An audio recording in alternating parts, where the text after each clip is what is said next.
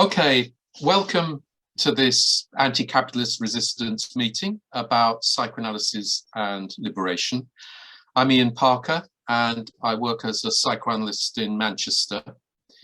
Anti-capitalist resistance is a fairly new organization bringing together revolutionary Marxists from different traditions of work and committed to learning from the voices of the oppressed and attending to the way that oppression works its way into all of us. Now, psychoanalysis is one way of addressing that issue, though it too often only focuses on individual change, often reducing problems of living in this wretched capitalist society to what we feel about it. So to link psychoanalysis and liberation is to open up again the question of how political change is interwoven with personal change. So as we change the world, we transform ourselves. We originally planned this meeting as an encounter between four speakers, with our comrade Neil Faulkner, who did so much to build anti-capitalist resistance, as one of the participants. Neil, who died earlier this year, was a respected archaeologist and historian, as well as being a revolutionary Marxist. And he was very interested in psychoanalysis. In fact, his last book, published by Resistance Books, is called Mindfuck, The Mass Psychology of Creeping Fascism. We had some discussion about the title, but Neil was insistent that this book, which uses psychoanalysis to explore the depth of our misery under capitalism in crisis, must name what capitalism does to us. It fucks us up. Now, Neil is a powerful presence still in this meeting, and we are in some ways in dialogue with Neil, as well as building a dialogue with and between our guest speakers. Neil insisted in his book, Mindfuck, on some aspects of the connection between psychoanalysis and politics that are really important, live issues. His argument was that just as Marxism is a scientific approach that can burrow back into history, even into archaeology, to show us how we've traveled from slavery to feudalism and to capitalism, so psychoanalysis is a scientific approach to personal distress, and so it can be applied as a tool of understanding alongside Marxism.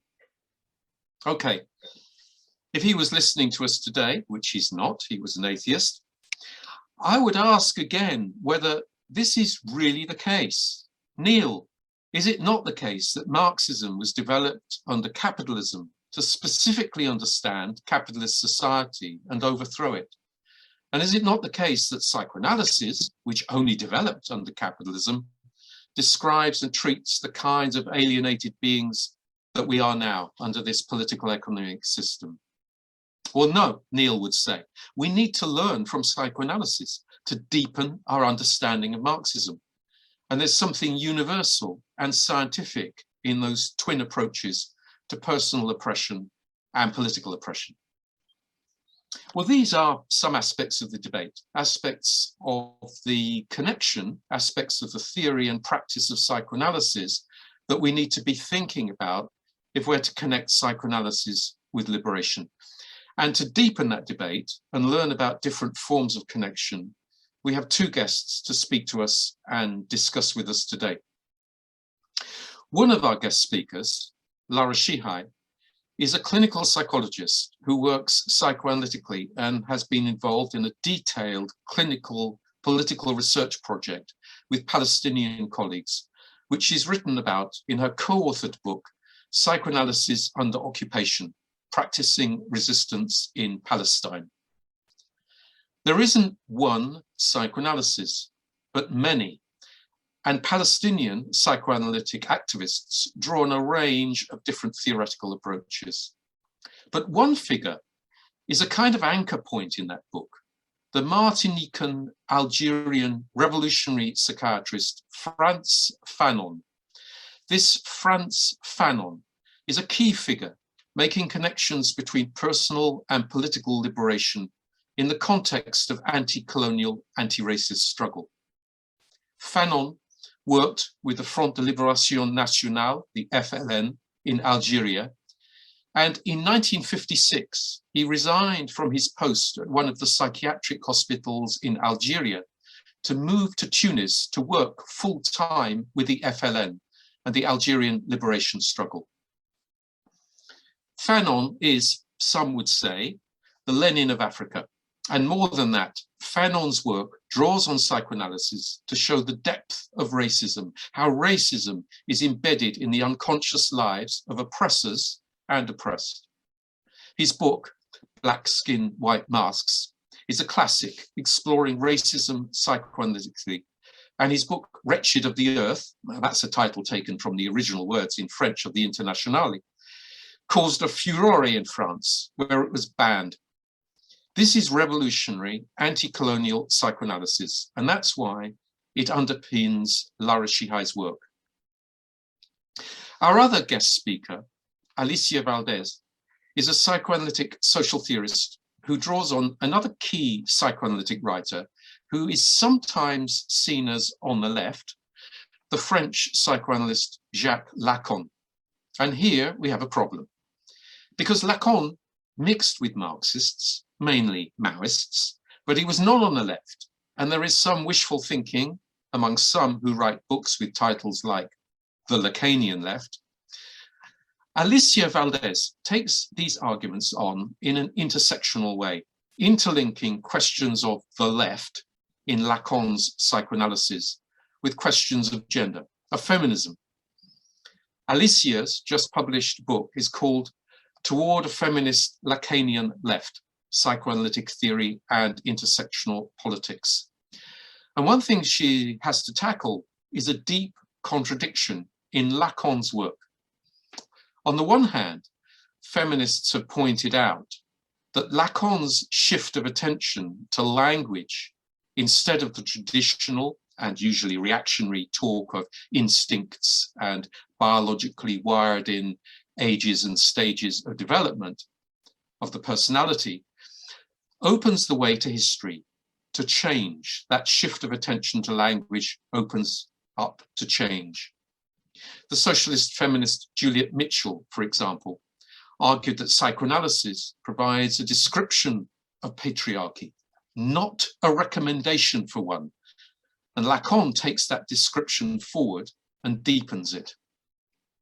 On the other hand, is the other side of the contradiction, is that Lacan and later Lacanian psychoanalysts have their own fixed way of describing sexual difference.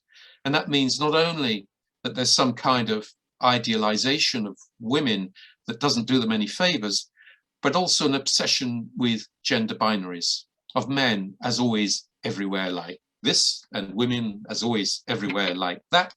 So not so much room for history, for change in that binary account. So you need a feminist psychoanalysis to make Lacan useful. And that's what Alicia Valdez gives us. The question we need to take forward, though, is how we can integrate or link these anti-colonial, anti-racist arguments that we get from Fanon and the feminist intersectional arguments we can dig out of Lacan with anti-capitalist struggle. What, for example, can we say about the way that alienation and exploitation gets inside us, and the way that, as Neil Faulkner puts it, capitalism fucks us up? How can we link these arguments to combat and transcend mindfuck? Is psychoanalysis useful here?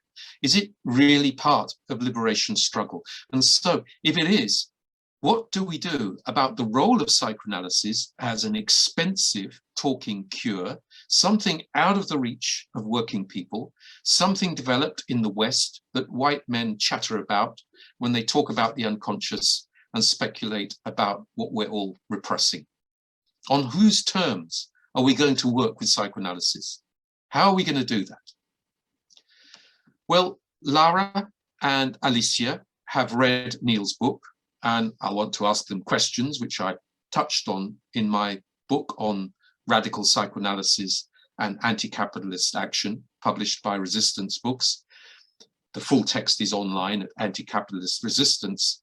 But let's get going. Lara and Alicia have seen that book as well as Neil's, and they've seen each other's books. So we've got the basis for a good, productive discussion. It's the closest to a four-way dialogue that we can get now. I don't want to take up more time.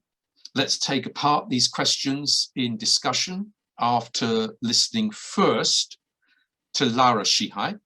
Lara will speak for about 15 minutes, and then Alicia Valdez. We'll then have a few minutes break for you to gather your thoughts and open up to questions and discussion.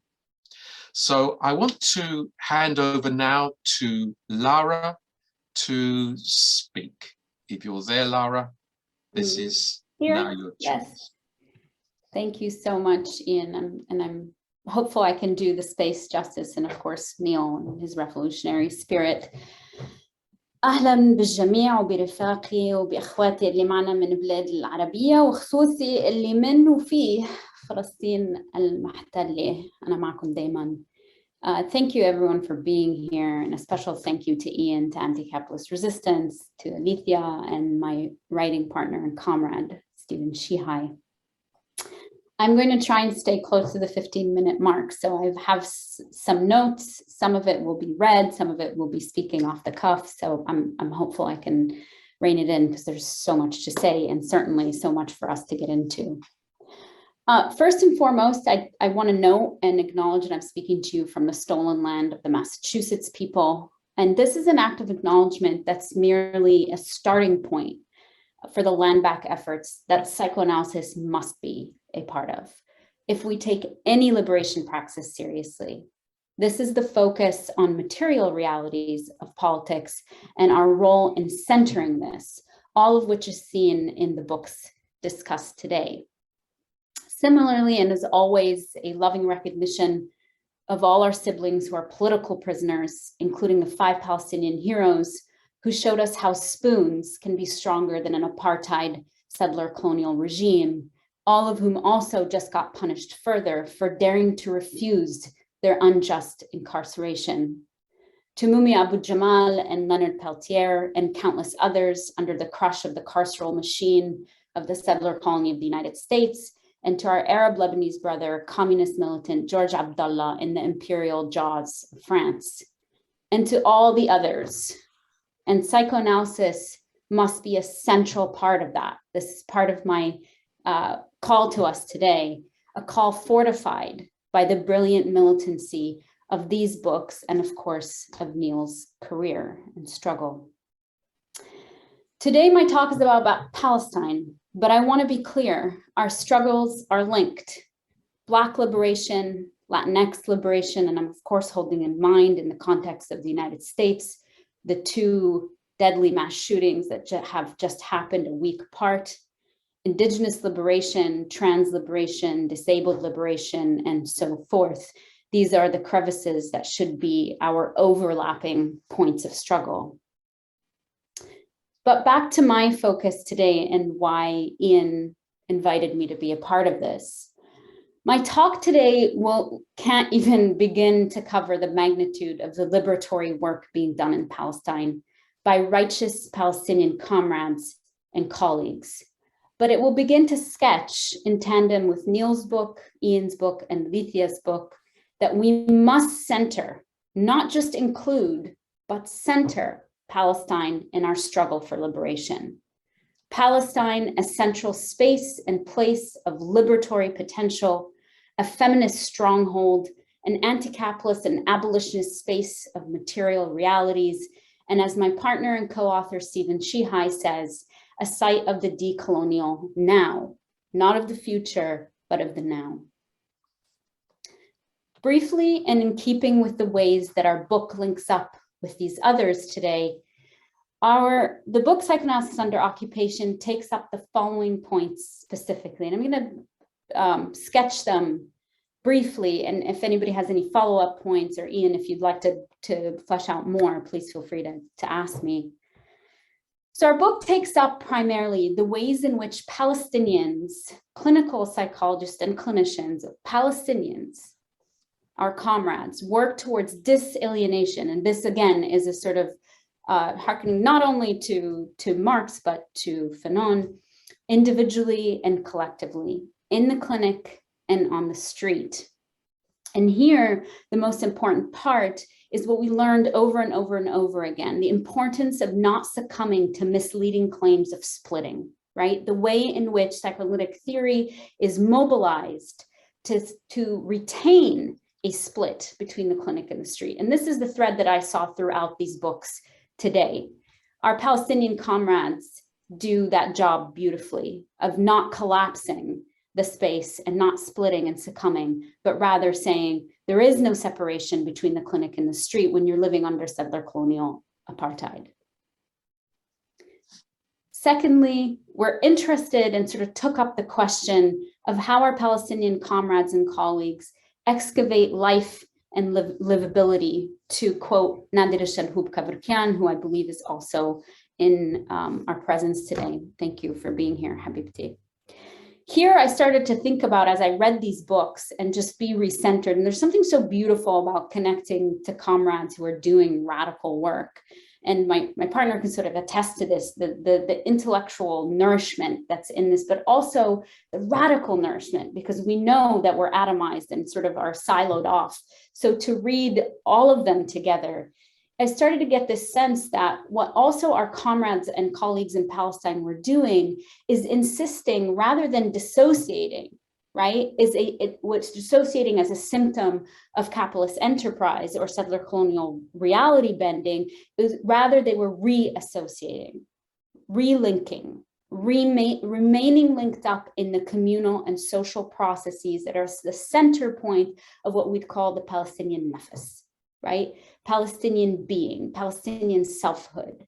So resisting and refusing the calls to dissociate, the calls to bend reality that a settler colonial regime is insistent on. The only way a settler colonial regime can be viable is if the people under its crush also dissociate the violence done to them every day. And our Palestinian colleagues show us time and again the ways in which they engage in a process of reassociating rather than dissociating.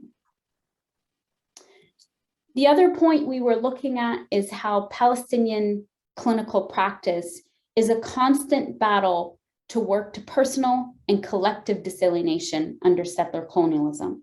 So again, the centering of settler colonialism as the condition, much like centering capitalism as the condition, right? The sort of contours of aggressive and oppressive structures as being the site of our focus, and the ways in which people engage in the resistance and their liberatory praxis, regardless of the pressures and asphyxiatory points that are put upon them under these conditions. For Palestine, it's a collective and personal disalienation struggle and under settler colonialism.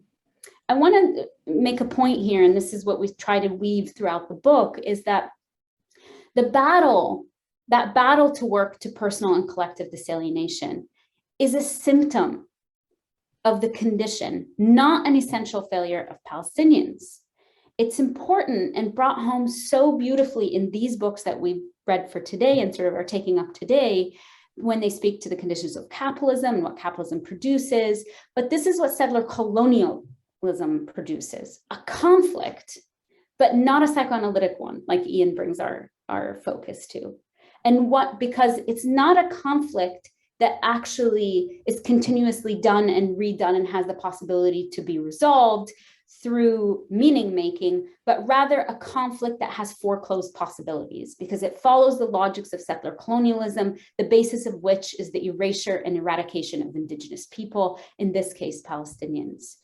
As long as we're working with foreclosed possibilities, which is the central piece of settler colonialism, then we cannot actually have a viable state for conflict in the ways that Ian calls our attention to, that is central to a liberatory society. A conflict that's necessary for liberation, for example. Another point our book takes up is the necessity for those of us engaged in liberatory struggle to support Palestinians and to work against the calls and the seductions of pathologizing the will to live and to be liberated. And then, but I want to say that again, to depathologize the will to live and to be liberated, right? And those of us here might be like, well, how would one be pathologizing that? And it's casual as much as it is systemic. To pathologize the Palestinian will to liberation, the Palestinian will to life, the Palestinian will to presence. And we see that actively over the last several weeks, of course, with the assassination of Shireen Abu Akleh, who dared speak to the realities on the ground, and who was assassinated for speaking to the realities on the ground. And these are the ways, big and small, that liberation and the will to live is pathologized. And psychoanalysis does that actively, also pathologizing, by insisting on a docile subject, by insisting on people who are rational, by insisting on dialogue. These are the ways in which we willfully and indirectly pathologize the will to live and to be liberated. And in this case, in Palestine, there's a pathologization happening on ancestral land. Palestinians are the indigenous people to Palestine, all of Palestine, not just the West Bank and Gaza, right? So part of what we map out through the book is this will to live as a Palestinian, as willful subjects, not as passive subjects, not as people who accidentally fall upon their liberation, but as people who are actively involved in their liberation process. And I think we're calling on also Sarah Ahmed's work about willful subjectivity and how that links up with the will to live in Palestine. Part of that depathologization and understanding Palestinians as willful subjects is also to understand the ways in which Palestinians are invited and often conscripted by us, by being the confusion mongers that Fanon remind us about as clinicians, to understand that we collaborate with certain forms of humanism that psychoanalysis represents and presents as universal and apolitical at once, right? One of the positions we take in our book, and we call this psychoanalytic innocence, is that these politics of demanding that Palestinians be complicit and complacent and silent in their suffering is actually constitutive to the psychoanalytic theory and practice that we see today. It is not accidental that the theory is utilized and weaponized to pathologize the will to live, but rather becomes constitutive of that as it stands. And of course, here I'm remembering conversation we had with our friend Nadira and Comrade, and talking about how it's psychoanalysis that's actually under occupation. It's not Palestinians, it's psychoanalysis. And it's upon us to confront and push up against the ways in which psychoanalytic innocence, much like white innocence, much like settler moves to innocence, both Tuck and Yang speak about that, and then Gloria Wecker talks about white innocence, how these things come together to create psychoanalytic innocence.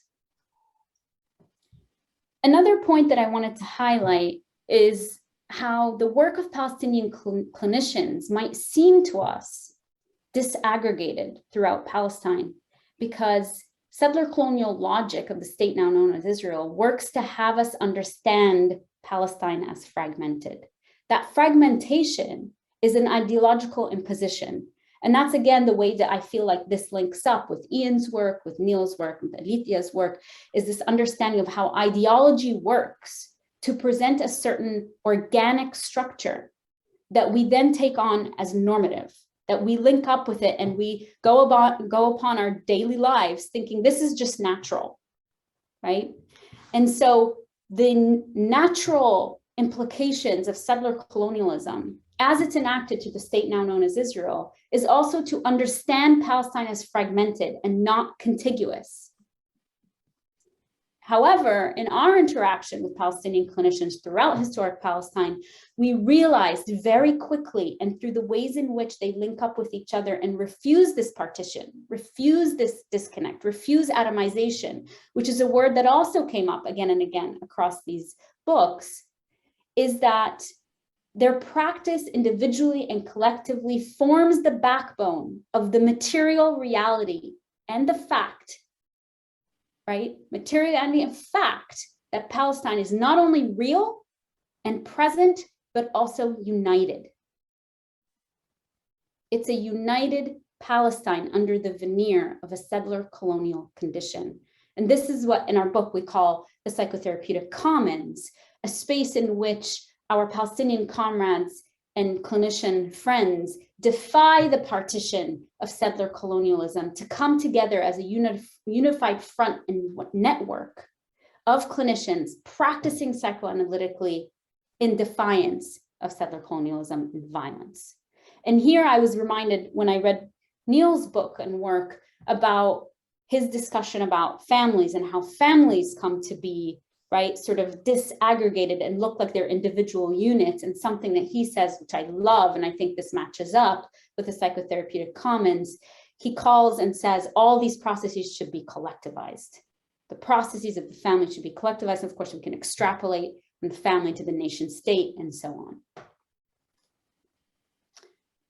Another point that our book tries to make is that in interrupting political conditions and social relations of settler colonialism under which Palestinian clinicians live, there's an articulation of healthy subjectivity and practices that shore up Palestinian identity, an identity that is inextricable to their lives and their claim to Palestine and the land, right?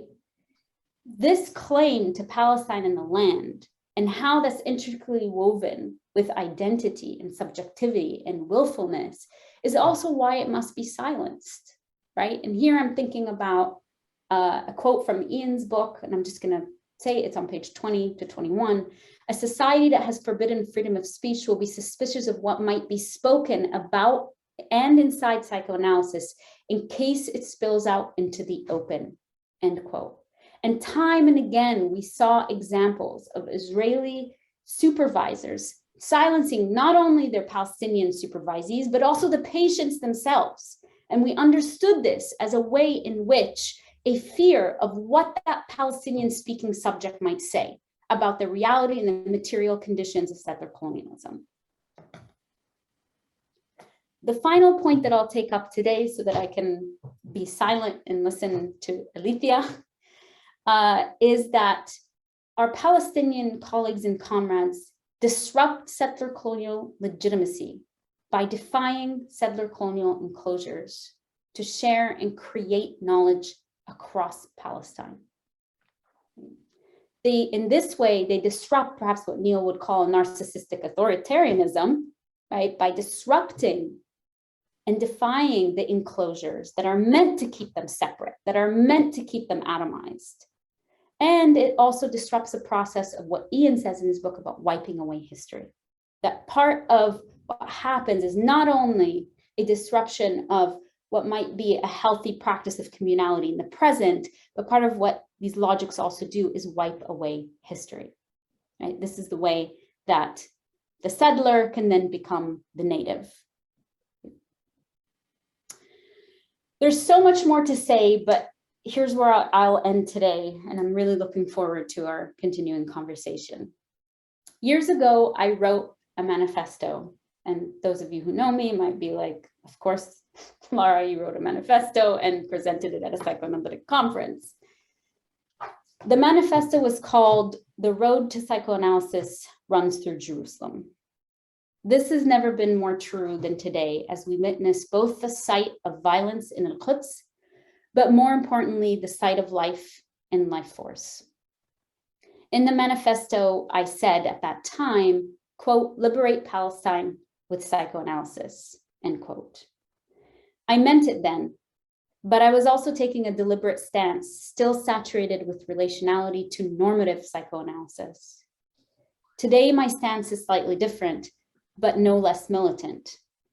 It centers what Ian says in his book, a part that I will take with me forever, and this is what he says. He says, "We do not release or express stuff in a revolution, we create it." In this way, what I'm saying today is about an abolitionist present as much as it is about abolitionist futures. Liberation is our struggle. Palestine and Jerusalem are the center. Psychoanalysis can come along if it wants to.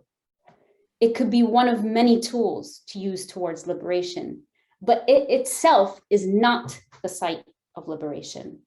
The people are, Palestine is, and we must join them. Thank you. Thanks, Lara. My God, how many questions are there in there? How many issues have you raised that we're not going to let go? That's absolutely fantastic. Thank you. Okay, we're gonna take Alicia next. Then I have a few minutes to think about these issues and come back in together in discussion. So I want to ask Alicia to come in and speak now. Hi. Hi, Alicia. Oh, that was great, Lara. So I hope I say at least something interesting to be, I don't know, at your level right now. First of all, I'd like to thank Ian Parker and also the rest of the organization for having me here today. Muchas gracias. Es un verdadero placer estar aquí hoy. I think it is really necessary to contextualize my talk, to say somehow, yes, as Lara said. Oh, okay, I was reading the messages, sorry. I'm speaking from Catalonia, and I just got a message about a new law being passed in the Spanish parliament. The law is called Solo CSC, which is about sexual and reproductive rights as well as sexual violence. And the law was passed, but the right and the extreme right voted against. So I thought that I had to say it because we are in a really bad situation now. Elections are coming up. This year we'll have elections in Andalusia. And the polls are not saying anything good. The extreme right has a lot of power, and we'll have national elections next year as well.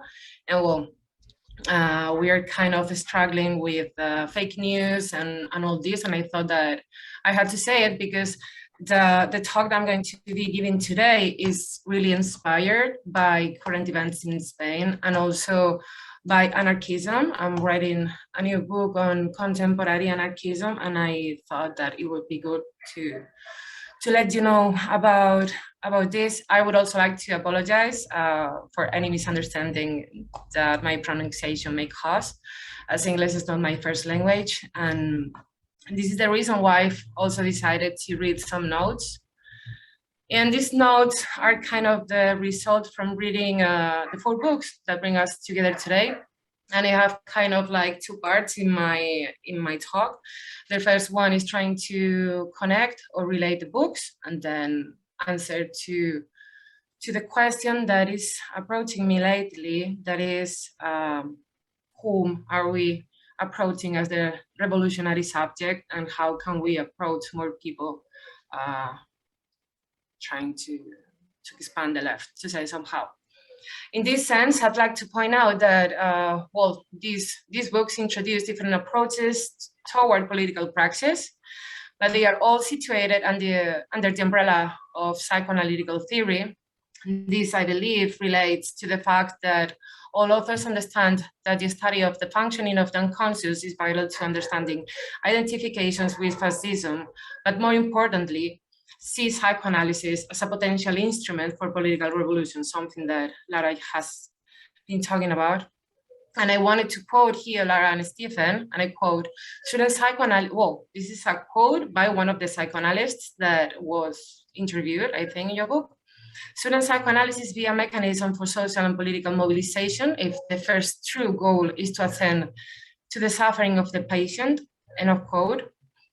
That psychoanalysis is an instrument with much potential for political revolution is the central element in Ian's book, Radical Psychoanalysis, and his book co-authored with David Pavón Cuellar, Psychoanalysis and Revolution. However, we all, again, converge in observing how psychoanalysis can be depoliticized, used by the androcentric and racist system, and taken away from those with worse material conditions, and how its practice can also avoid developing its revolutionary potential. This critique is also present in Catherine Clement's book, The Weary Sounds of Freud. And as Ian and David point out in Psychoanalysis and Revolution, and I quote, "Psychoanalysis was once explicitly allied to the left. Now it often operates as a tool of adaptation," end of quote.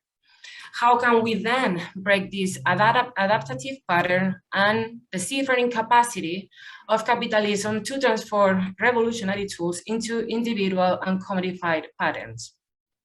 I believe that both my book and Lara and Stephen's book show how decolonizing and depatriarchalizing psychoanalytical theory is much needed. As Lara and Stephen state in their book, and I quote again, indeed, psychology and psychoanalysis within it has often been a means of control and dehumanization of the disenfranchised, colonial subjects, the poor, people of color, and sexual and gender minorities. End of quote. In this sense, the question that I'd like to approach today, and the title of this text, is whom are we approaching as the revolutionary subject? And I'd like to focus my analysis on two dimensions of the subject, which are gender and age, just because I think that those are the dimensions that I could talk from this territorio cuerpo, as we say in Spanish, from this territory, this bodily territory that I inhabit. Likewise, I would also speak about how we may approach subjects that are not situated within the left side of the ideological spectrum. First, I'd like to start just speaking about gender and age. As a young female scholar, my reading of Neil's book, Mindfuck, could not avoid the analysis of the selected bibliography, in which we may observe the presence of Karen Horney as the only female author.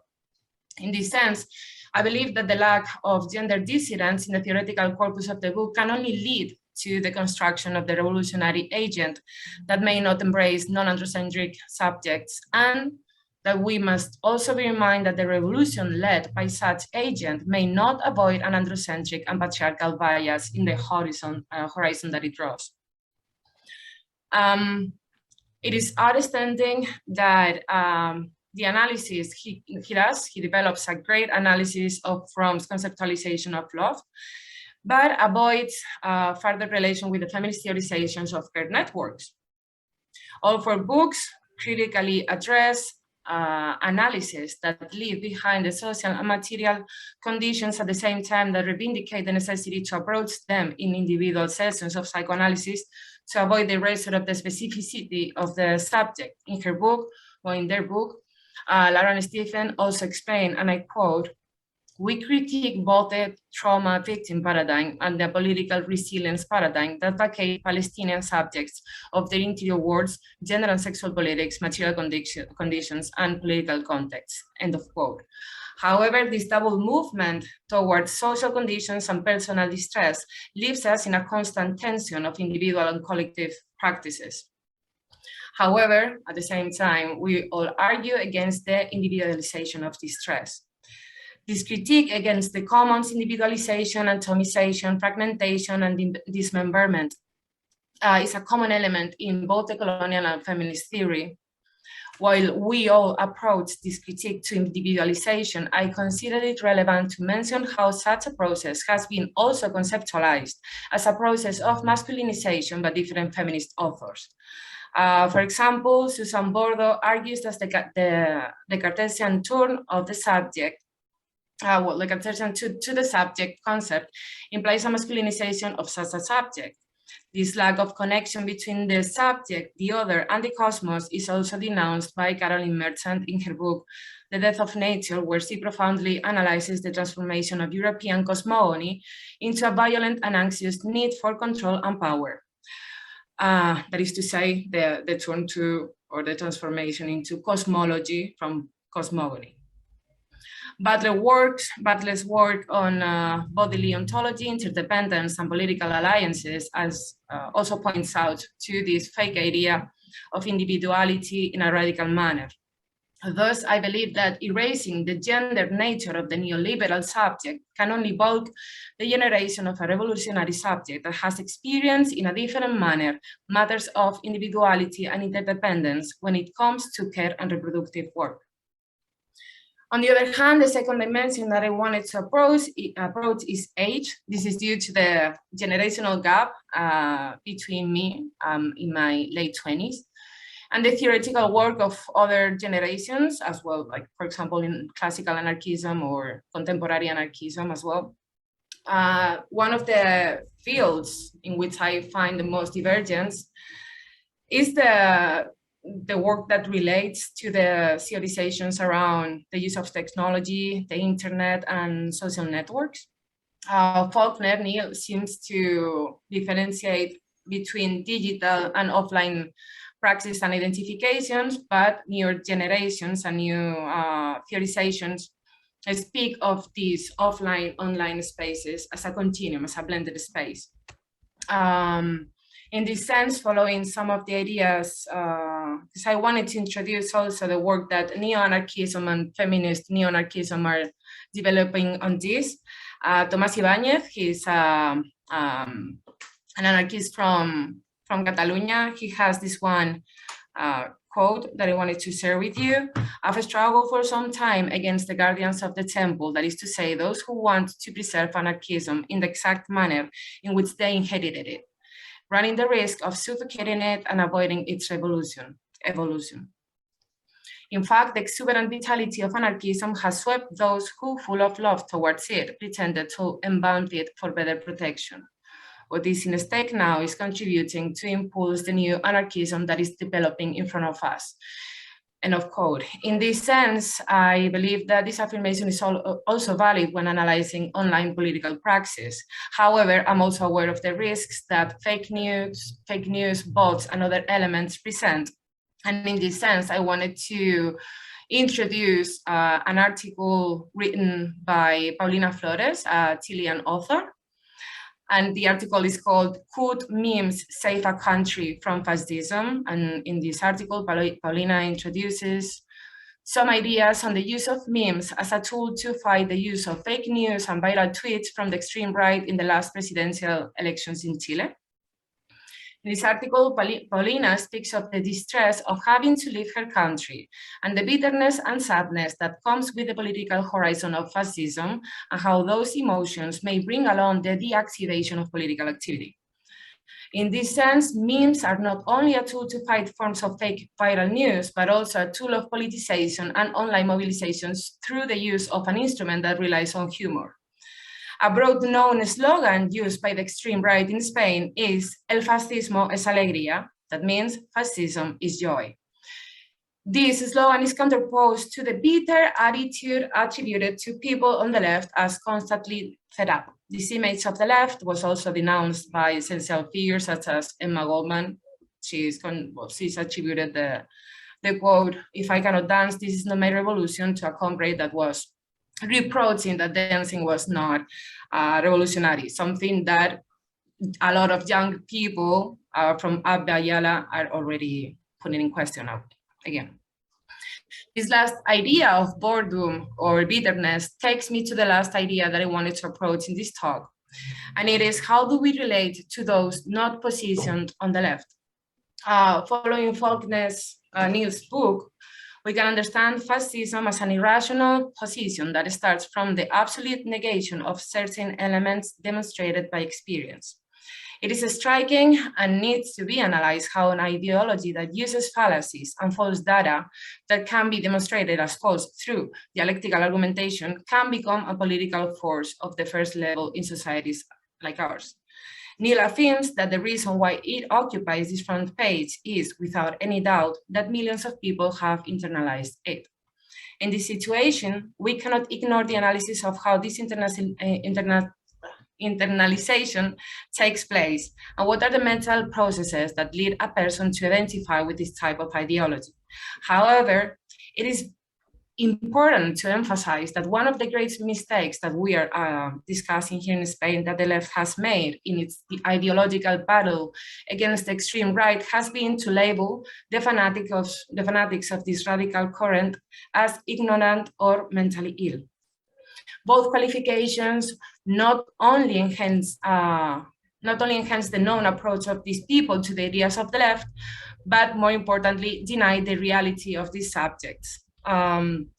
Hindering the possible solution that we could articulate against radicalization, but more importantly, a solution to those who can be de-radicalized. As a matter of fact, the internal division in Podemos, that resulted with the creation or in the creation of the political party Más País has generated the debate on whether the strategy of treating the working class that votes the extreme right as lumpen proletariats is distancing the left from its potential voters. From a non-punitive position, we cannot give up the idea that people can change. As a way to conclude, with a question for further debate, I'd like to introduce some critiques to mobilize people, or some ideas to mobilize people. When approaching those not ideologically positioned on the left or young people that haven't been introduced into activism, we need to propose and offer new tools and more attractive mechanisms that do not stigmatize those who we want to approach. However, we cannot avoid the analysis of narcissism and authoritarianism that Neil offers in his book. Here, I believe that psychoanalytic theory and therapy from a decolonial and feminist approach intervenes. The politicization of therapy, a renewed approach toward biases of the psychoanalytical theory, and a renewed conceptualization of political praxis, such as the one developed in neo-anarchism, can help us create a sufficient large collective subject to face the rise of fascism. Gracias. Gracias. Thank you, Alicia. That's really great. Okay, so we've had these two talks now.